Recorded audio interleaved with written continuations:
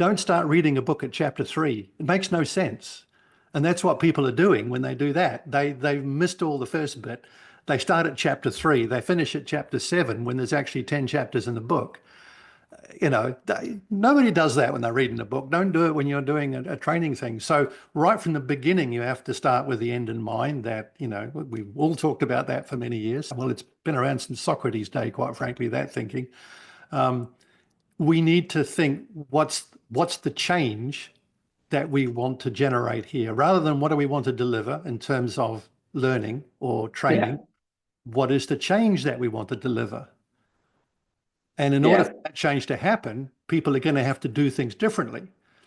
So what are the doing things differently? What are the behaviors that we want to deliver? So there's your question. How do we deliver those behaviors is the question. And then you start thinking, well, how do we work with the business to define measures to understand when we have delivered those behaviors and that they're getting the change they want?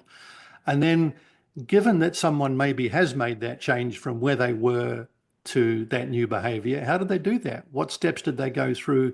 How do you take someone through a workflow of activities so they actually do change their behavior?